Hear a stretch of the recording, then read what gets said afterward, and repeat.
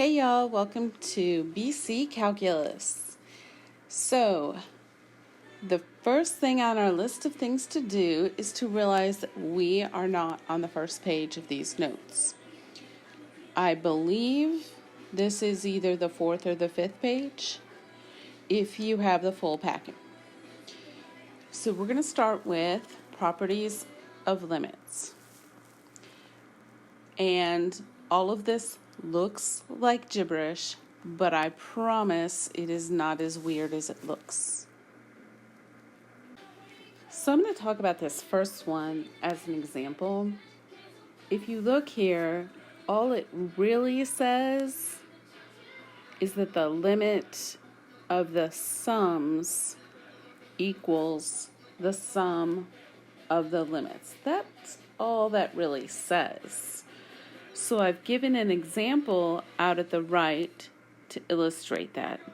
You can use those same functions to demonstrate to yourself how the rest of them are true.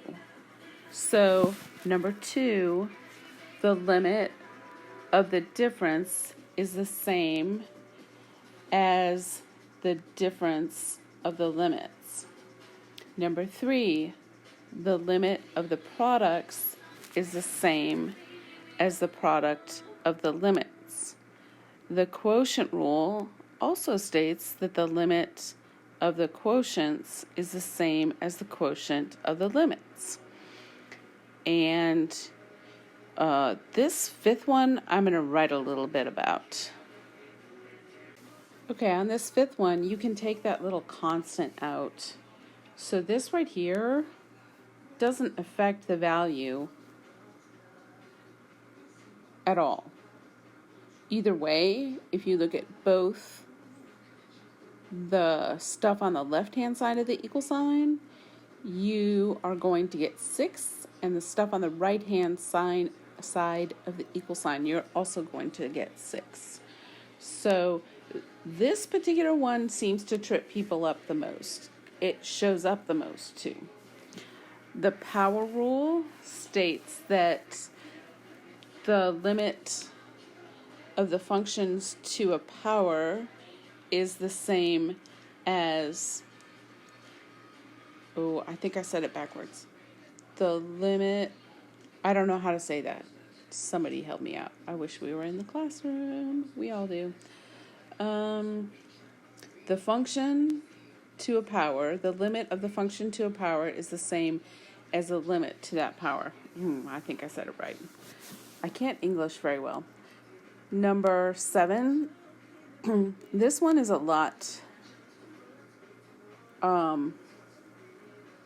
This one's going to show up a lot closer to the AP exam. The limit of a composite function states that the limit of G and the limit of F means, I gotta do an example for this. Give me a second. I'm sorry. I'm kind of in a rush, and when I'm in a rush, videos. Okay, so we look at the limit as x approaches c of f of x, which would be 7, and I just made this up out of thin air. And the limit as x approaches c of g of x, and I'm sorry, this should say g of x equals 4x plus 3. So we go ahead and notice that I very intentionally, instead of writing the limit of f of g of x, I wrote the limit of g of f of x to remind you that it doesn't matter what we name those functions. So we go ahead and we find the limit of the inner function first, just as we would in Algebra 2. You always examine what's on you always work from the inside out. So we find that limit as x approaches c of f of x, and we find that that's 7. And then we replace that 7 into g of x, and we get 31. Okay. Okay, on this first example, we're looking at the limit as x approaches a of 5 times g of x, and we know that that constant can be factored out or pulled out. So we look at 5 times the limit as x approaches a of g of x, and we get 5 times 3, or 15. So no overthinking, please. Not too complicated. We go on to b, and we're looking at the limit as x approaches a of 6 plus f of x over g of x. Well, we know that we can find the limit of those individual functions. Once we find the limit of those individual functions, then we can find the quotient there. Okay, so the limit as x approaches a of 6 is just 6. The limit as x approaches a of f of x is 2. The limit as x approaches a of g of x is 3. We end up with an answer that is 8/3. Yes, that is an improper fraction. Yes, I love improper fractions. They are more exact. They are more mathematically correct. This is not science class. Please keep your improper fractions as improper fractions whenever possible. You want to minimize the amount of simplifying you do. Once you have a number, stop. You don't want to waste time dividing that out, making a rounding error, especially the more complicated it gets. You really don't want to make those kind of mistakes, because then you lose points for stuff that you actually knew. Okay, moving on. Okay, these two you're definitely going to want to memorize. They are proven with the squeeze theorem, which you can either look up or look forward to more notes on later. If you do not understand my notes later, there's plenty out there on the interwebs to re-explain what I explain. So, the limit as theta approaches 0 of sine theta over theta is 1, and the limit as theta approaches 0 of 1 minus the cosine theta over theta is 0. You can see that if you graph it on your graphing calculator and you look close to 0. On this first one, we already have a problem. We can see immediately that our theta here, which is 5x, does not match the bottom. So we need to make them match. How can we make them match? Well, we need that bottom to actually say 5x. So we are going to multiply both the top and the bottom by 5. All I did here was simply rearrange things, and you can see that my theta on the top and my theta on the bottom are the same. So I'm going to sort out that constant, and that constant is 5/4. I'm going to put it outside of my limit. And now we can use our first special trig limit. We know that the sine of theta divided by theta, the limit as theta approaches 0 of the sine of theta over theta is 1. So we can replace that entire limit with 1, and we will get the answer of 5/4. Now moving along to our next one, we see a sum inside that limit. So we can actually express this as the limit of two sums. Now we look at this and we can see that we have a hole at 0 for that first bit. That hole is actually at the y value 2. And we know what that second limit is. That's our special limit that we were just introduced to, which is 1. So our entire answer there is 3. Okay, the squeeze theorem is super cool. I really hope that you take the time to look at the videos of this, because it basically means, I'm going to draw it. I wasn't going to waste time doing this, but it's so cool. So let's say we have a function that looks like, I don't know, that. And we have another function that looks like that.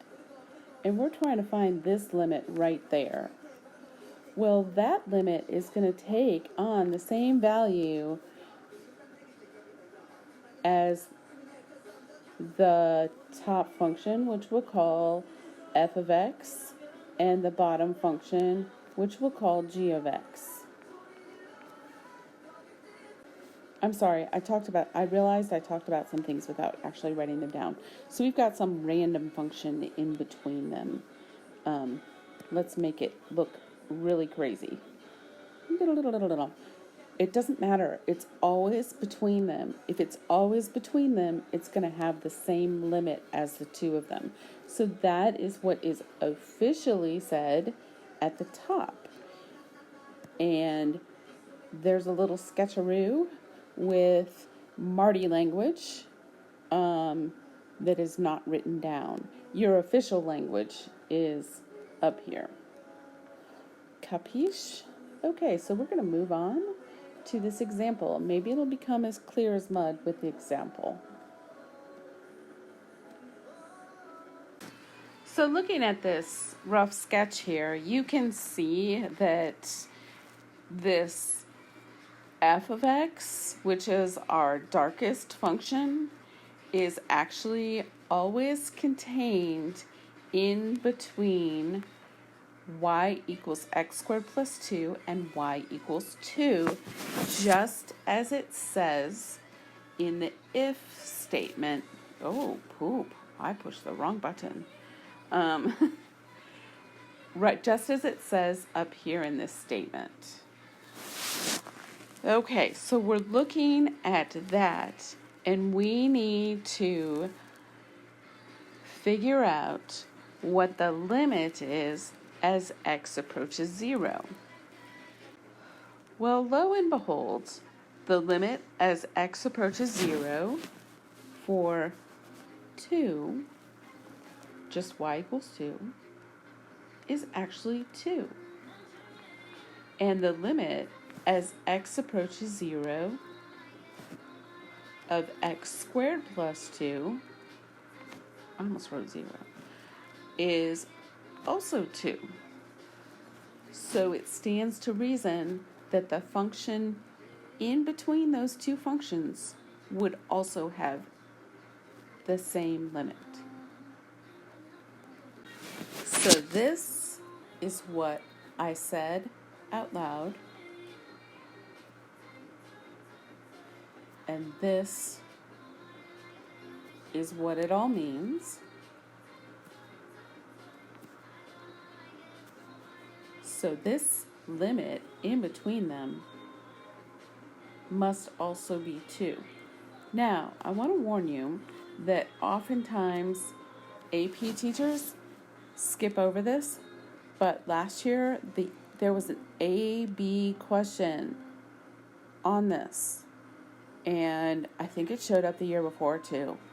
So if you have friends in AB who are confused about what is called either the sandwich theorem or the squeeze theorem, you might want to help them a little bit. Okay, so they're not going to see it probably today, but anyway, we're just the best. So, okay, moving on to continuity. A function is continuous if and only if all three conditions below are true. F of c is defined. If you look at the example I've given there, f of c is defined, but that is not a continuous function. The second one, the limit exists. That is a function where the example that I drew next to it has a function where the limit exists, but that function is not continuous. On the last one, the limit of f of x equals the function value at x value. All three must be true in order for a function to be continuous. On this first one, you see a big jump right there. You see it go from to there. On the next one, you see a hole, what did we call it? We called it a hole in pre-cal. And therefore, if a little ant was crawling along and hit that little hole, that ant would just go, pew, fall through, right? So that is not continuous either. But this last one, this little ant gets to go home because the ant can crawl along this little line and never fall through any hole and never have to jump. So, a function is continuous if f of c is defined, if the limit exists, and the limit of the function at a particular value is the same as the function's value at that x value. So we're going to go along and we're going to sketch some functions such that f of c is not defined. In both of these, f of c is not defined. In the first one, there's a hole at f of c, and in the second one, there's an asymptote at f of c. You could also have a function like a logarithmic function or a square root function where the function doesn't even begin, or it doesn't even exist, like there's nothing going on at c at all. The next one, we're going to look at the limit as x approaches c of f of x does not exist. Okay, on this first example, you simply have an asymptote at c. On the second example, you have, although the function exists at c, you've got a funny little jump going on. That little ant would fall into oblivion like Darth Vader. On the next one, you also have a function that does not exist at c, but also the limit does not exist at c. So it could be either or, but in any case, the limit doesn't exist. Let's move on to c, where the function is defined and the limit exists, but they don't have the same value. Okay, so what would it look like if f of c is defined and the limit exists, but the limit doesn't equal the actual function value? Oops, did not mean to do that. Okay, so we are talking about situations like the two drawings here. You could have an asymptote with a point in the middle, or you could have something where there's a hole, but there's a dot way up there. If your function is in fact continuous at x equals c, you've got a line, I'm sorry, I did not mean to use the word line, a curve that may be discontinuous elsewhere, but is continuous at c. Oh my gosh, sometimes this silly thing does silly things. Okay, so right there, it's continuous at c, even though it has an asymptote somewhere else. We say that this particular function is continuous on its domain. It is simply not continuous at x equals 0. It is also continuous at x equals c. I will write that down in a second. You also have situations where you've just got a curve. Who knows what it looks like? That's a continuous function. That is not only a continuous function, but it is continuous at c. Then, trying to think of another example. Boop, boop, beep, bop. This function over here on the far right is continuous at c. even though it's not continuous over here. Ooh, I brought up a whole bunch of audio controls there. It's not continuous there, but that doesn't matter. The function or the question wants to know if it's continuous at x equals c. Okay, so this is something I learned really early on teaching calculus, that most textbooks do not make this distinction between continuous on its domain and continuous at a particular point. And this distinction is extremely important. Your questions on the AP exam are going to be about whether or not, exclusively whether or not the function is continuous on its domain or continuous at a particular point. So I've put down 3 different possible examples of situations where a function is continuous in certain ways to try to help you out. Okay, next up, we are going to talk about point discontinuity, jump discontinuity, and asymptotic discontinuity, all 3 of which you've already seen examples. Point discontinuity occurs when a function is not continuous at a particular point. It may involve the point being defined and it may not. A jump discontinuity occurs when the function actually does a little hop skip, as illustrated in number 2. The best example of jump discontinuity is called a step function. We will be talking about those more.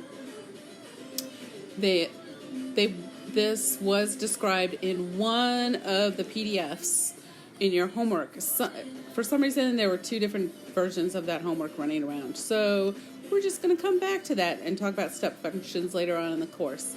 Asymptotic discontinuity occurs when there is some sort of asymptote. A point discontinuity is said to be a removable discontinuity because the function can simply be redefined in such a way as to make the function continuous there. So we just need to turn it into a piecewise function that plugs up the hole. Jump discontinuities, on the other hand, and asymptotic discontinuities are non-removable because the functions which contain them cannot be redefined at a point to make them continuous. Okay, a function f is continuous at a left endpoint if the limit as x approaches a, I think she has it backwards. I have to double check. Give me a second. Okay, sorry about that. A function f is continuous at a left endpoint a or a right endpoint b if the limit as x approaches a from the left of f of x equals f of a, or the limit as x approaches b from the right of f of x equals f of b. So what we say, for example, is that the function 25 minus x squared is continuous on the closed interval -5 to 5 because the limit as x approaches -5 from the right of f of x equals f of -5 equals 0, and I'm going to draw this in a second. Don't worry, I'm talking fast because, I don't know, because I want to eat my lunch. The limit as x approaches 5 from the left of f of x equals f of 5, which equals 0. I'm sorry, I just kind of read it out loud. I'm going to draw it because it makes more sense when I draw it. Okay, so this is what all of these words mean. The limit as x approaches -5 from the right, it's coming from the right, is the same as f of -5 and is in fact 0. So it is continuous on this closed interval. And the limit as x approaches 5 from the left is the same as f of 5, which is also 0. Oh my gosh, this is the longest video I've ever made. I'm so sorry. Okay. I opened audio controls again. Okay, I'm trying not to panic. In order to examine your discontinuities, you're going to want to figure out where your holes are, where your asymptotes are. All of that stuff you learned in pre-cal about graphing is really going to come in handy. Okay, we factor, we find a hole at 3. We can say that that's a removable discontinuity, and we can say that when x equals 3, oh gosh, f of x equals 5. Now, for the rest of it, we can just stick to the original function, which was x squared minus x. Oops. Crap. Minus 6 all over x minus 3. That's how we could redefine it, which is not necessary and certainly not encouraged. However, we know that we have a removable discontinuity, or simply a hole there at x equals 3. So when we go to graph it, we have no asymptotes, but we do have a hole, and essentially that graph is going to look like the line x plus 2. So there we go, a pretty little hole at x equals 3. Sorry, my hole is so fat, had a few issues with my little pen here. Now we go on to the next one, and you see right away, if you remember your pre-cal well, that you have an asymptote at 3. This is a non-removable discontinuity.